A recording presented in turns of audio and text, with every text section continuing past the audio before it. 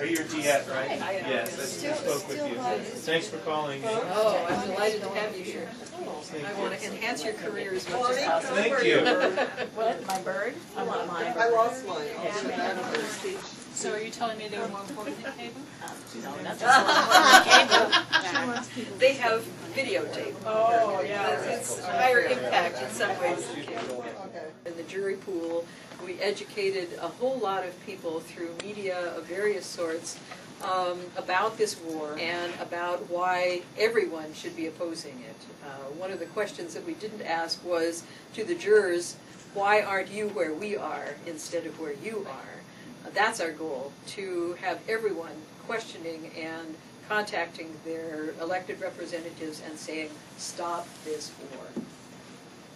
Is yours sort of a campaign of civil disobedience? Is that where it's coming from, civil disobedience? It is partly, yes, but more it's a nonviolence campaign. And there's a difference between nonviolence and civil disobedience. Nonviolence includes civil disobedience, but it also includes all kinds of other tactics. Whatever works to get the job done, basically, that is not violence, that is not harming anyone. So we don't see what we did at the recruiting station as civil disobedience, and apparently the jury did not either, or else they were using jury nullification. We will never know, actually. But we see it as exercising our right to free speech, and we think the jury must have agreed with us. Did you wreck someone's property that day? No.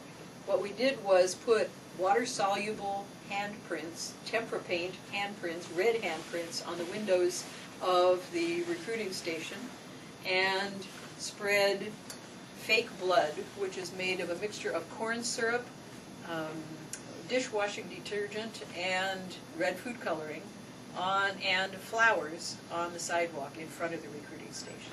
So we don't think that was damaging anybody's property. They could have come out there with a bottle of Windex and a paper towel and cleaned up the whole thing. What were you trying to do that day? We were trying to make a statement about the war and about the recruiters sending more and more of our children and grandchildren to die and to teach them how to kill people in Iraq. And that's wrong. What's next? We don't have any. Bob, come in. You're supposed to be standing back here behind your client. Look at that. That's a quote from Bob from during the trial. We haven't made any concrete plans as to what's next, but you can be assured that we will be out there on the street somewhere continuing our message, stop the war. So, one of the issues that came up in our prosecution was a recruiter who said that this was disrespectful, which is personally painful for me, and I think all of us, because we certainly don't mean that. Our hearts, our minds, our work is for everyone who has been affected by this war. And it's sort of symbolic of this. On the day we were arrested, April 9th, 9 of our soldiers died. We have no idea of knowing how many innocent Iraqis, but I can testify by personal experience that the pain of loss and damage from war doesn't end in a short period of time. It affects all the people, the families, the friends of the fallen, or the injured, or the PTSD victims. And let me give you just a few little blurbs from the soldiers who were killed on that day. Petty Officer Curtis Ralph Hill. This was April 6th. On April 5th, he called his mother in southern Idaho to say happy birthday. His mother says, it hurts deeper than anyone will ever know. Navy Officer Joseph McSween, 26. National Guard erected an avenue of flags, usually say for Memorial Day weekend. It gave out hundreds of smaller flags to the bystanders welcoming home. He is survived by his wife, Erin, daughters Lily and Gwyneth too. Their father is gone. 2 soldiers came to the home of the parents of Gregory Billiter and told them an IED had killed their son. Damian Rodriguez, he was a king of comedy, a master of wisecracks and wacky antics. Ryan Scott Michael Dallin, age 26, was scheduled to come home on leave next week. His father says we were making plans to do stuff with him. Anthony Palermo, 26, preparing for a 2-week leave so he could witness the birth of his son. 9 of those on one day. We can't be doing this. And I think it's an important note that the trial judge recognized what's called a choice of evils defense. That is, that he recognized that us doing what we did, putting the red handprints on windows on April 6th, was counterbalanced by, or at least the jury would have the opportunity to consider the question, was it counterbalanced by our sense of emergency, our sense of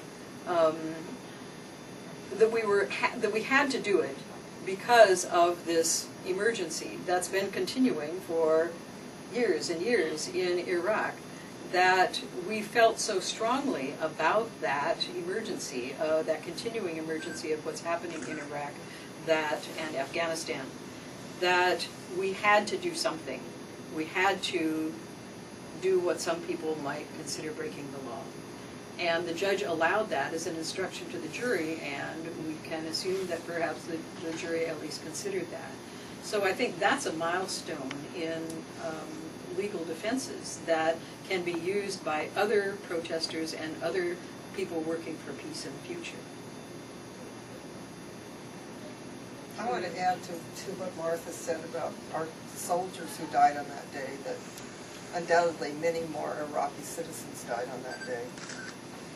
And that day was Good Friday, the day that a political system killed Jesus Christ, and our political system killed many people on that day. And that number is just the official Defense Department number. It's not, we don't know how accurate that is. As far as we know, it's only soldiers that were killed on the battlefield in the arena. It doesn't count people that were maybe injured and died off in a hospital or somewhere else.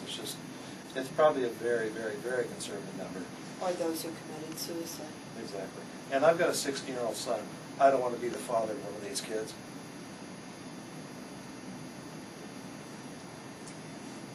Well, I have a son and a granddaughter who could go, and I don't want them to kill anyone. So I would like to take this opportunity to thank our legal people. They have not only been courtroom wonderful, they have been fantastic human beings to hang out with. Thank you so much from the bottom of my heart. Amen. Can we ask those legal people to share some opinions on the significance of this kind of a verdict on free speech and on protest in Portland?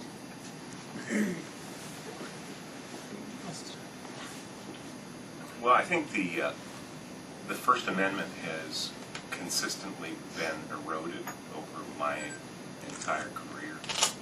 I brought up in my closing the case here from Portland, Lloyd versus Tanner, and how a anti-war activist distributing leaflets at the Lloyd Center Mall was excluded and arrested.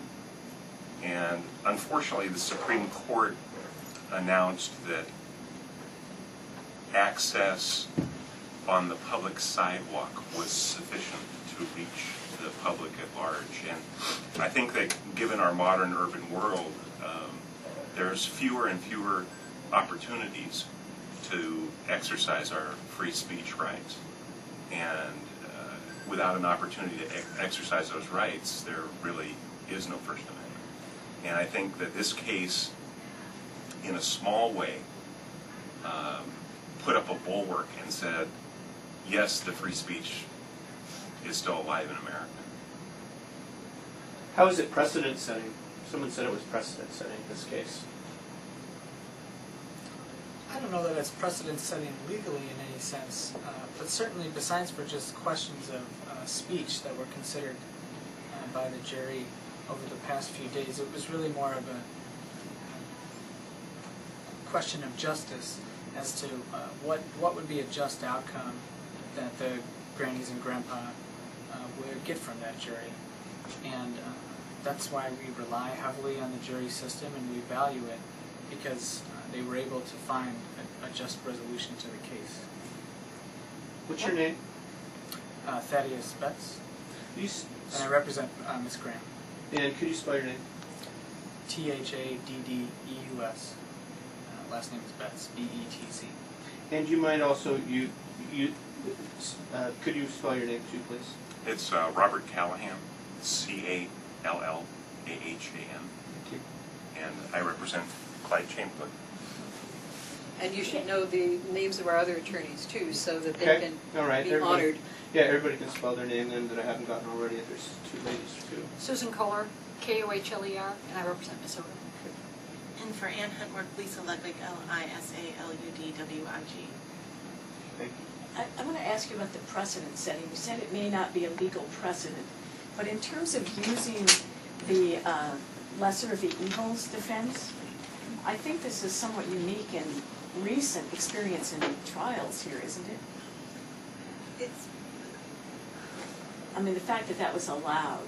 The choice of evils defense is generally disfavored. It's a hard thing to get from a judge because it puts an additional burden on a prosecutor. It almost adds an element to the charge. They have to not only prove the charge, but disprove that the defendants were acting in a choice of evil setting. So it's hard to convince judges to give that instruction to the jury. The fact that Judge Baldwin chose to do it doesn't create a legal precedent, but it may encourage the practice in this jurisdiction. It certainly will be used as an example in front of other judges to suggest that if Judge Baldwin did it in this case, that other judges should do it in other cases, but they aren't bound to. And it's sort of fact-specific, too. I think all of these clients were incredibly articulate in explaining why they did what they did. And so I think it's kind of depends on the facts on a case-by-case basis. But they did an excellent job of putting forth the reasons they did what they did and all of that. So I think that definitely, that made our job easier in convincing the judge that he should give that instruction.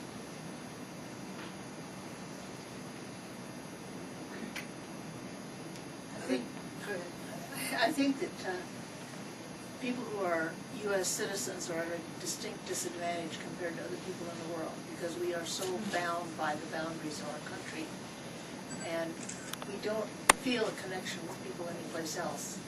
And I personally am very grateful for having lived in other countries because for me, I saw firsthand a college student whose leg was blown off by an exploded ordnance. I saw a kid who died because she came over the mountains to escape Iraq into Iran and basically didn't have water, didn't have food. And these things are real. And when we feel connection with people like that, when we feel like they're our brothers and sisters, it's going to make a difference. And I think all of the defendants feel that way. The people in Iraq that are losing their lives, the possibility of Iranians who are very close to me. This is very, very personally painful for us. And I just wish that for more Americans there'd be opportunities to establish those kinds of relationships with people. And we can do it. I mean, how many people are there in this country from other places? My daughter's in a school where there are 23 languages represented. But most people don't take advantage of that. They don't see the richness that they can have in their lives if they would listen to the stories of people from other places. Because there'd be more people on the street if they did. I think it is, through no effort of our own, wonderful that our trial began December 10th, International Human Rights Day. And on the table is the Universal Declaration of Human Rights. I was actually reading it on the Max coming in this morning, and it affirms my commitment to resisting this because my country is in violation of way too many of these. Anyone who would like to check that out. I just don't know how we could be doing this, how we could let it go on. And I just want to make a brief comment too about how, and I know all of us felt the same way, how disturbed and upset we all were by the district attorney's characterization of these people as being in any way related to 9/11 terrorists or suicide bombers. That was incredibly disturbing. I think especially because he, of all people, sat through the trial. He learned about all these people. He learned that these aren't ordinary people. These people are exemplary citizens. This is what all U.S. citizens should be. I was in awe listening to Ms. Bechtel talk about the Nuremberg treaties and how that has influenced her decisions. And then for him to turn around at the end of his rebuttal, knowing we couldn't respond because we'd already done our closings, and then to basically compare them to suicide bombers, 9/11 terrorists, that was frightening, that was disturbing, and that made me very angry. And it was, to me, what had been a very pleasant experience throughout, it ended on a very sour note yesterday. And we were not able to respond to that because it was the state's rebuttal. And we couldn't. And I know everybody felt the same way about that. Mm-hmm. It was troubling. I also think it would be inappropriate to chalk this not guilty verdict up to just that Portland's not going to convict anybody of protesting the war. Because at least my recollection is that there was a pro-war juror who obviously had to vote not guilty. So they looked at this case and they affirmed that what these defendants were engaged in was lawful speech activity. I'm still having a little bit of trouble with this, the allegation that the United States of America was injured, the injured party here. I know that, I understand, Mr. Betts, you've mentioned that for legal reasons this language had to change, but I still don't get it, and it alarms me because I'm reading Naomi Wolf, and therefore, do any of you have any? Have you had any thoughts at all? Do we know why he did that? Because he was on the lease. He probably had a hard time legally matching up the inconvenience that he perceived to the recruiters, which was really, they were inconvenienced by the speech. They were inconvenienced by the message, and that's what they were really complaining about was, it was harder to recruit people who were exposed to this speech, but instead of engaging in counter speech, what they're free to do, and which they totally do by dressing up in their costumes and showing up with their gadgets and their offers and their money and their sales pitch to young people. They're free to do that. But this counter speech, these demonstrations were interfering with their recruitment efforts, and that's the thing that was inconvenient. And I think that was the argument Mr. Stewart was really making, was all this speech was very inconvenient. But in the marketplace of ideas, speech is inconvenient sometimes.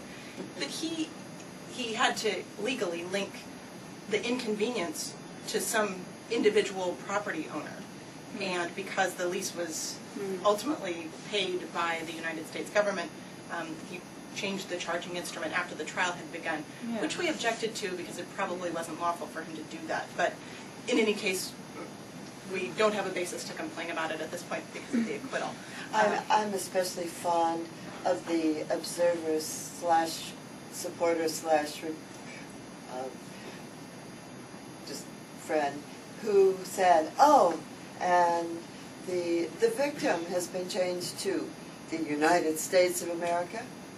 And as a member of the United States of America, I'm dropping the charges. Well, Mr. Betts pointed out in his closing argument that it would take a lot to inconvenience the entire United States of America. Really?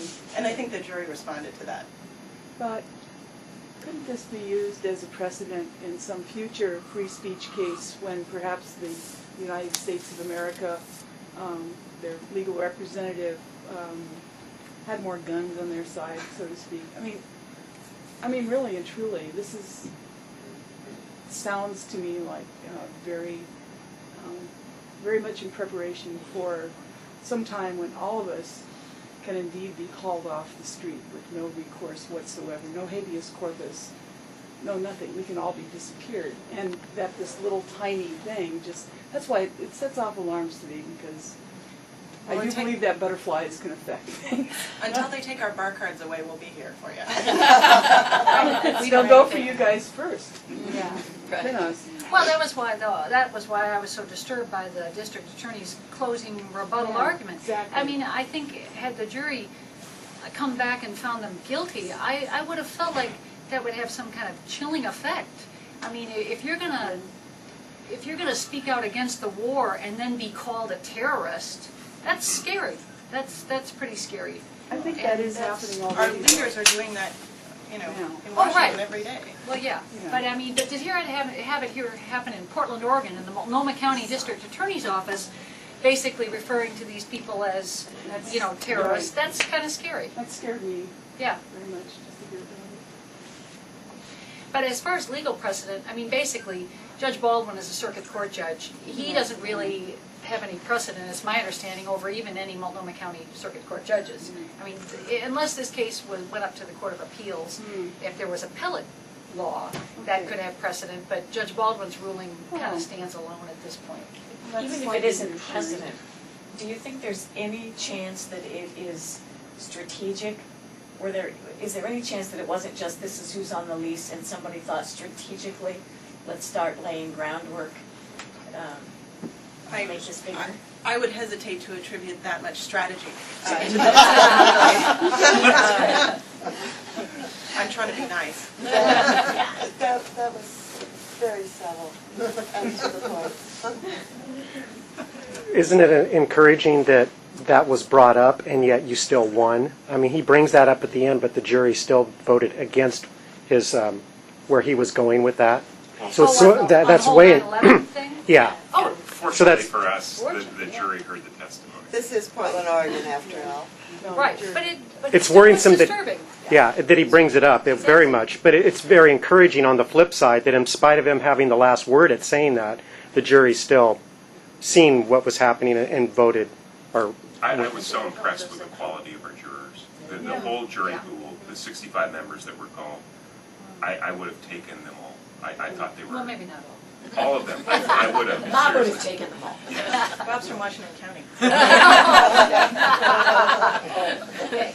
It is true, spending time with the jury pool, which was half a day, That was whole a whole day. day. Yeah, it was a whole day.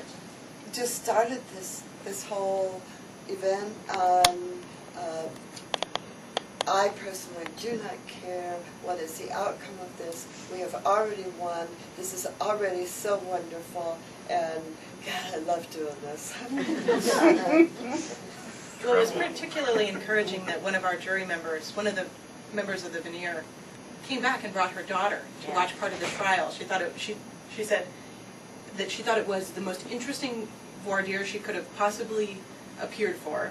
And it was so interesting to her that she went and picked up her 9-year-old daughter at school and brought her down to the courthouse to watch half a day of the trial because she thought it was so important for her daughter to see. And then she asked if there was a way to get the transcripts or the recordings of the closing arguments because she thought it was so neat. Is there? Oh, sure. $10. Yeah, it's It's the only file $10 room at the courthouse. $10 per tape from At the courthouse? Yeah, they're on DVD now or Per CD. tape, or does that give you the whole trial? Probably just gives you might have to maybe $20 for a multi-day trial, but it's not very expensive. And it's a public record, so I think you can probably duplicate them all you want. That was cool. How soon will those be ready? Those recordings? Not until after we order them. But we can order them. That machine in front of the clerk, that's just a recording that goes. Yeah. So Constable. Oh, that's great. Very cool. So you just go to the seniors. Yeah, there's a little form they make you fill out down in the front. Is there any stipulations not to go back there or anything like that thrown in? No, They've we been understand acquitted. that we have Gone, been yeah. released, so Clyde and I can Yeah, go back to the can recruiting officially office. go back there. And they didn't even have to do public service, I'm sure they mentioned that, because they of their charged us. service. You were fined, though? We were fined. We were found guilty on the second count, And we do which have was to a have our violation. caucus and decide what we're gonna do with that. Well, Yes. you have a right of appeal, and I suggest that you appeal that conviction. How do we do that? You can appeal a violation. Oh, sure, Well, absolutely. y'all will get right on to that, right? I nominate Drew Chilton to be the appeal. Or Stu should do it, since he didn't have to try the case. I think he feels like he didn't get. What's that? How much is the fine? $100 Plus and the a $37 assessment. Is this Per- what we did? Per person or But, no? but the fine was $100. $100 Each? $137. And if you win the appeal, you get your $137 back. That was $100 each, right? Yes, Each yes. for a $275 overpayment. Which had already been paid. It was already. Which had been paid and was for washing out the This sidewalk. fine is punishment. Right, it's just, Yeah, it's just punishment. I wonder if there hadn't been the kids sitting in the back 2 rows, if maybe he would have skipped. I mean, because he's, drifting and arguing. I just want to say thank you for your work. I mean, not only the work that you did outside of the recruiting office, but also here in court. It was inspiring to watch, and it's really great when the system works. And we sometimes see it not work, and it's really depressing. So thank you. My disappointment with this whole thing is that for all of the people that I know that have the opinion that this war is wrong, Hardly anybody's. it's almost like they've outsourced their responsibility as Yeah. citizens and put it on the weight of these grannies. Where are the people? If there were people on the streets, this war would be over yesterday. I don't know. Fear is the enemy of democracy. We've had a lot of I mean, people it on the is an enemy. streets. We need more of them in the courts. There was some reference the other day that there were anti-war people, but it wasn't very deep. The conviction about it wasn't. Well, the other thing, Bob, that people don't know is that there's civil disobedience like this going on all over the country. Lots of it. I hadn't And it's realized, just not coming out. I went to the Indian media site because I wanted to Yeah. read about this, and I put in raging grannies, and I thought I'd just get these Get us, grannies. No, there's raging grannies everywhere. Yeah. They're all over. Yeah. But I mean, they were coming up Pissed Off Detroit Grannies. and Yeah. Windsor, yeah, it was. Yeah, we want to make the I distinction. had to put in Portland to We're get the you pissed guys. off grannies, we aren't the The raging. July I Seriously was in pissed off. DC, Yeah. the Raging Grannies walked from New York to DC to be there for the 4th of July as we launched the Troops Home Fast. We walked from the White House to the triangle where the statue of Gandhi is as they're coming from the other way. I think of myself as a mature woman. Some people call me old. Some days I feel really old. But these were true geriatric folk, and they walked from New York to DC, and smiles on their face, and political songs in their voices, and it was just. Yeah, we can't take all the credit for the Raging Grannies. They are a different group, and they are wonderful, and they're working for the same cause we are, but they are not us. We are the pissed off grannies. Seriously. There are a lot of people everywhere, even all around Oregon. There's civil disobedience going on very frequently. And not everybody has wonderful teams of lawyers that are taking care of them. A lot of them are just doing a whole lot of community service, And paying not fines and just- still going back out there. And not just civil disobedience. There are constant, all over the metro area, peace vigils, rallies, almost on a daily basis. And I would like to pay tribute to the Corvallis people who have held a daily, 1 hour every day, vigil in front of City Hall in Corvallis since the Afghan invasion. Yeah. Every day. Yeah. And Portland Peaceful Response has been out every Friday night, as to Estacada Peace Vigil is every Sunday. Oak Grove is every week. I'm not sure Washington. Yeah, Washington County. On the coast as well. Yeah. Plus the different movements to create tools that we need to create and pick up and use, move things over. And many of those, legislative for and judicial. anyone who's not doing anything Sunday afternoon, it is the anniversary of the Declaration of Independence. Oh, yes, we get to And if you haven't read that document lately, I suggest you check in, because there are alarmingly few words that need to be changed to be absolutely applicable today. And most of those words are changed in King George III to 43. So Code Pink in celebration. Oh, did I say Boston Tea Party? Not yet. You did. No, That's okay. We got it. Okay, Sunday is the anniversary of the Boston Tea Party, and across the country, Code Pink is actually reenacting this revised. So Code Pink and Veterans for Peace and a bunch of other folk are meeting at Peace Memorial Park. The east side of the Steel Bridge is VFP's Memorial to Peace. What time? 12:30. From there, we'll get on the Max, and Code Pink does Christmas carols like you've never heard before. We will have songbooks, and I have been on a couple of tours singing Christmas carols on the Max with Code Pink, and it is outrageous great fun. Going to Pioneer Square for more caroling. At 2 o'clock, we've invited all the local dignitaries from Tom Potter to the candidates for his replacement, maybe the governor.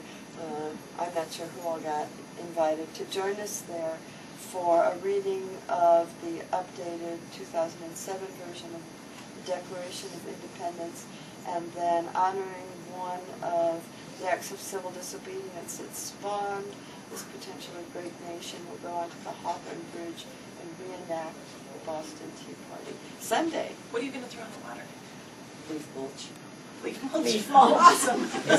We didn't want to really introduce any extraneous. Yeah. I'd like to add that Code Pink will be doing a war tax resistance campaign along with the National War Tax Resistance Coordinating Committee.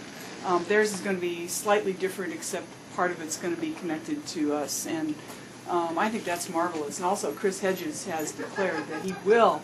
Actually, he declared this last spring, I think, that he will put his IRS money into an escrow account if we go to war with Iran. He's got a great deal more to lose than us mere mortals, but no, he does, so he's far more cautious. I ask you all to stay put 1 minute. As your press agent, I'd like a picture.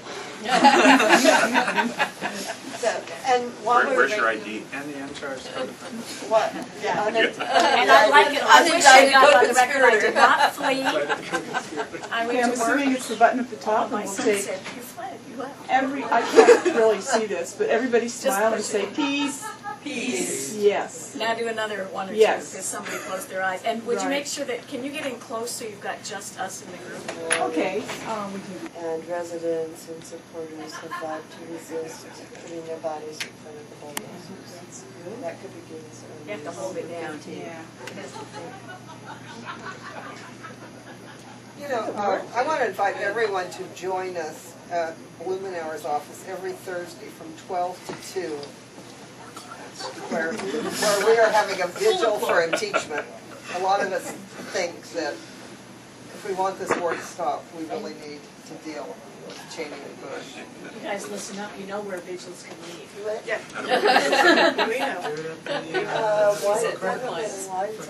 Thank you We'll for be there coming. every Thursday from 12 to 2. Thank you. Appreciate you being here. Thank you. 729 Northeast Oregon. Of course, in federal court, we have a jury pool. Yeah. You're like my grandmother. Yeah, that's right.